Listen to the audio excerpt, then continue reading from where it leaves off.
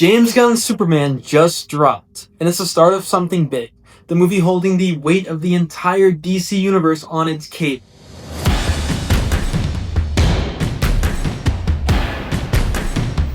And what's up, guys?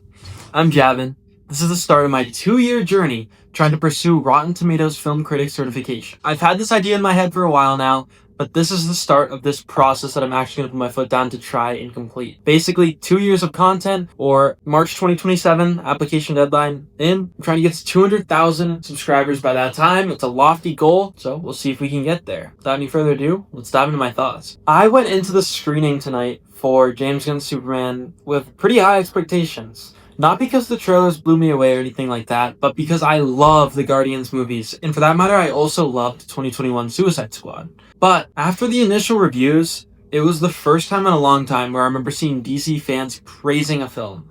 A 95+% Rotten Tomatoes audience score is absurd. Definitely something I took note of when going into the screening. So let's get into what worked. For starters, David Corenswet was a great Superman. He really nailed the grounded and hopeful feel that I want Superman to have. It felt like a 1978 Christopher Reeves inspiration, and I definitely really appreciated that. As for my background, I grew up watching those classics, the first two films, not the rest, with my dad growing up, drinking like a Dunkin' Coolada, New England, Dunkin' represent, and basically just remember Superman in those times, those movies with a really fond light. This movie has the same type of vibe as that. It's a very fun to watch movie and balances a nice lighter tone. One of my other positives for this. I think James Gunn took a play out of Marvel's playbook, in a sense, by taking a DC movie and making the tone lighter. It really worked here, and I think will definitely make Superman easier to come back and rewatch. One of my other positives is Rachel Brosnahan as Lois. She was fantastic and totally killed it in the role herself, but also her chemistry with David Corenswet was amazing. I think that was one of the on-screen romances that I really got behind, especially in a comic movie, and definitely stole a lot of scenes. I really appreciated the relationship here in the film. Getting into my MVP of the movie, though, that was Mr. Terrific. A totally random character, but James Gunn has a knack for doing that.